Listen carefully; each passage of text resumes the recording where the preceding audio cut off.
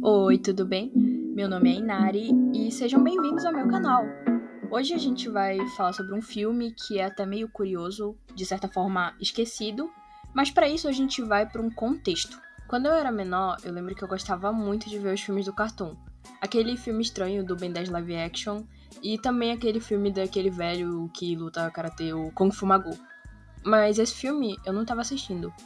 Era mais ou menos assim. Eu tava passando entre os canais e eu vi um filme que eu nunca tinha visto antes passando. Como já tinha começado, então eu resolvi assistir. Eu nem lembro direito que parte do filme que era, mas tinha um garotinho na frente de uma casa, de noite. E sei lá, uma vibe meio atmosfera sombria. Ele entra na casa e ela tem aquela pegada de casa antiga.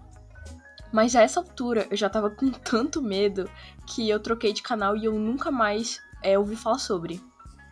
Até que eu tava navegando pela internet e vi isso. Y los muertos aquí lo pasamos muy bien entre flores de colores. E pensei, caramba, eu já vi isso em algum lugar. Mas eu não tinha achado nada sobre. Eu acabei caindo num buraco de pesquisa e cheguei numa página do fandom de dublagem em espanhol. Sobre filmes que passavam no Cartoon em espanhol. E como eu não sabia que filme era, eu vi capa por capa, filme por filme daquela lista. Então, valeu aí, fandom do Blarry Wiki. Tamo junto. Coraçãozinho S2, S2. E chegamos com A Lenda de Nahuala. Filme lançado em 2007 e dirigido por Ricardo Arnaz. Nesse filme, somos transportados para o México.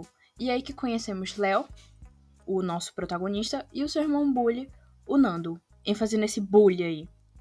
O Nando que conta a lenda da Nahuala e fica chamando o irmão dele de Mijão.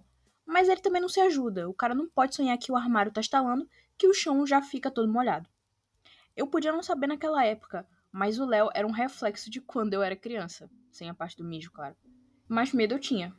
E um pouco até hoje. Nós também somos introduzidos à avó deles e descobrimos que os pais deles infelizmente morreram. E nós precisamos saber de duas coisas.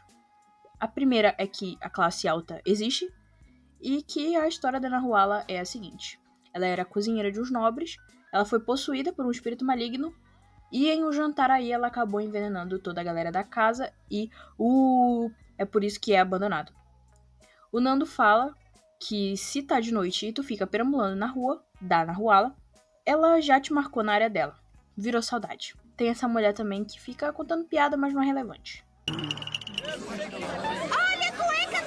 E tem esse malandro aí que vende bombom, mas por algum motivo ele vai e dá uma cabeça dourada, que vai ser uma espécie de amuleto para dar coragem pro nosso humano Léo. Nisso eu não mencionei, mas ele mora em cima de uma padaria. Por que isso é importante? A coisa é que ele recebe uma encomenda de última hora e adivinha? É na rua da mansão do Gustavo Lima. E a Jacira mora lá também.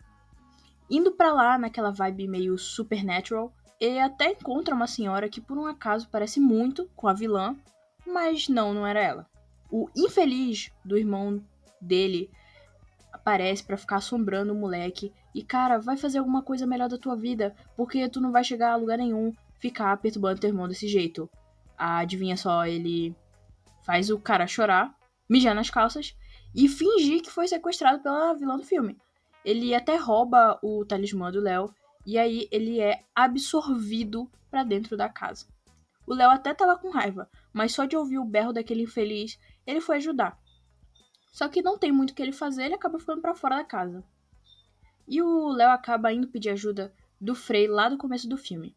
O Frei vai contar que ele tava lá no dia que a Nahuala apareceu, porque é uma espécie de lenda super recente, de 50 anos, e que a Jucinara precisava de 3 crianças para terminar o seu ritual. No caso, na época, era uma serviçal, a filha dos patrões, e uma garotinha, que na hora que o Frei fala o nome dela, na hora bate um estalo na cabeça do Léo e ele descobre que a avó dele também estava lá, que deu uma de Kill Bill e conseguiu escapar por causa disso. O Frei, mesmo velho, fala que é perigoso, mas salvar o irmão imbecil de Léo era mais forte. Então o Léo sai desembestado na frente e deixa o velho pra trás, que acaba encontrando aquele cara que deu o amuleto, porque o amuleto nada mais era do que a chave para acordar a Jussara. O cara apaga o Frei e leva ele pro Covil Maligno, onde ele vai fazer a grande revelação. Já não se lembra de mim? Ele era o filho da Naranja. Enquanto isso, o Léo entrando na casa, e certamente foi essa cena que eu vi quando eu era criança, menos a parte da porta, vai encontrar essas caveirinhas que vão aparecer ao longo do filme, mas estão lá só pra fazer mini sketches engraçadinhas. Olha só que fofinhas. O Léo encontra a alma da serviçal, que continua trabalhando mesmo sendo um fantasma. Tô contigo, Soiste, e quem não tá contra nós. Fim do trabalho, escravo fantasma. Ela vai dizer que conhece o Léo, porque, pasmem, o irmão dele passou por ali gritando e chorando pro irmão dele. E vai ser mais ou menos isso. A Soite vai ser guia pra ele nesse casarão.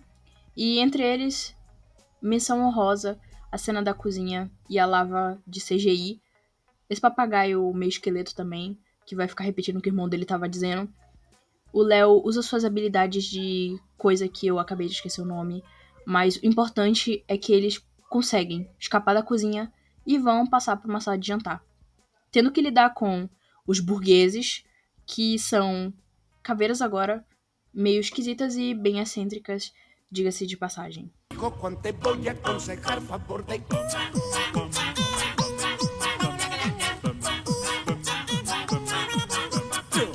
E aí já viu, né? Carne fresca no pedaço é preparar pra colocar no prato. Aí a Soite meio que vai fazer uma armadilha. Eles vão pra cima do Léo, mas ele tava preparado. Vai moer essas caveiras na porrada. Ou quase isso. E agora, passando pela senhorita Canto Muito Mal, Toco Piano, Pior Ainda, a mesma do vídeo, também conhecida como Teodora, senhorita. Meu nome completo é Teodora Vicenta della Puríssima Concepção da Imaculada Trindade Vila Vicêncio, duquesa de Agora Vai Ver, marquesa de Uiui e filha da condessa. Eles pedem ajuda pra achar a irmã do Léo. Lembra dele ainda?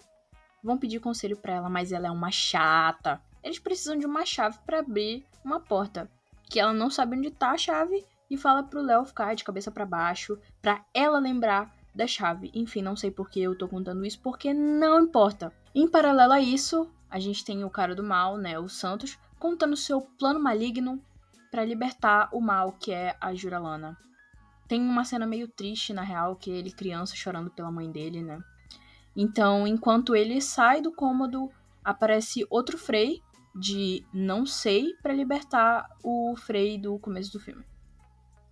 Voltando ao casarão, já ficando sem tempo, visto que a Soite está ficando fraca, ela acaba sendo levada, não só ela como a Teodora também. O Léo então acaba parando em uma sala onde ele vai ter que enfrentar os seus medos, que são o irmão dele enchendo o saco, mas isso aí é algo que ele já tem que lidar todos os dias.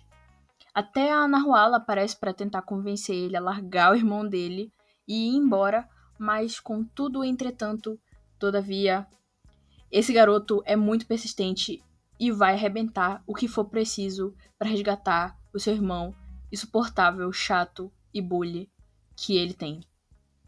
E mais um plot é que isso era um plano dela mesma e várias mãos saindo do espelho tentando pegar ele, mas usando aquele negócio lá, o Bilbo que acaba abrindo uma porta secreta e ele vai parar em, pasmem, outra sala. E lá ele conhece um cavaleiro e um bicho todo colorido que da cultura mexicana se chama Alebrije, que é todo culto porque ele mora na biblioteca. E aí nessa sala ele vai passar por vários desafios que vão acabar deixando ele mais corajoso. E o cara lá, o Alebrije, ele passa a visão de que é pra ele destruir o mal. Assim, podendo seguir para a próxima fase, sala, cômodo, enfim, isso. E em outro plano, na casa do Léo, a avó e a mulher da piada ruim veem que, né, nem o Léo nem o Nando estão em casa. E a Mas B já sabe, né, a avó que foi para 8 confrontos diretos com os Estados Unidos, imagina que eles estejam na casa da Nahuala. O Léo, que mal deu tempo de chegar, já foi amarrado, porque tudo indica que já estava na hora do ritual começar. E você? Eu não preciso te matar para terminar o meu ritual. Não. não. Mas você, eu vou matar porque eu não gosto de você. Então chega no casarão a avó, a mulher e também o cara do mal. Acaba que a mulher fica presa numa porta e aparecem aqueles esqueletos de mais cedo pra fazer piada de gordo, infelizmente. A avó aparece pra tentar lutar, mas foi tudo em vão, já que o santo já aparece e apaga a velha. Os Freds também aparecem pra impedir o ritual, cobrindo a lua, então o vilão taca fogo no dirigível que eles estavam, mas nem isso impede eles, já que o Frey cai na porrada com o Manco e a Nahuala acaba soltando um raio e mata o Frey, infelizmente. Nisso, ela também trai o filho dela, né, que ele já tá nas últimas também, revelando que a mãe dele já tinha morrido há muito tempo e que aquilo era só um espírito que tinha possuído o corpo da mãe dele. E ela também já aproveita para assumir a sua forma verdadeira, que é uma mulher com a cabeça de onça. O Léo, a essa altura, conseguiu se soltar e vai para cima mesmo. Depois de uma batalha intensa, o Léo pega o medalhão, que com a ajuda do Nando consegue quebrar o amuleto e assim acabando com a final boss Maria Joana. O Frey, que ainda não tinha morrido, fala suas últimas palavras pro garoto de ouro e morre de verdade agora. Nisso, tudo bem por enquanto, eles conseguem sair inteiros. Quem acaba morrendo também é o cara do mal. Meio que a alma da mãe dele vem buscar ele e ele volta a ser criança. E caramba, que emocional. Eu quase chorei nessa cena porque eu fiquei meio emocionada, meio triste, sabe? A Soichi e a Theodora também conseguem se libertar e tudo fica bem quando acaba bem. Um ano depois, no mesmo dia dos finados, eles recebem a visita da galera do casarão e comemoram juntos. O Frey chega pro Léo e fala que tem uma missão em outro lugar que ele precisa resolver. Assim, o filme termina com ele embarcando em outra aventura. Depois desse filme vieram vários outros da franquia, que chama Caçadores de Lendas, e mais tarde virou uma série reboot de mesmo nome. Bom, então, eu até que gostei do filme. Eu acho que se eu assistisse ainda criança, com certeza eu ia ficar com medo. Ela tem uma animação super fluida e um charme que só a animação 2D tinha. Inclusive, saudade. Eu queria que esse filme tivesse mais da Nahuala, já que ela só aparece no começo e no final do filme. Mas acaba que isso é bom, porque em filme ele foca mais no Léo e na jornada dele de amadurecimento, superando seus medos e mostrando pra que veio.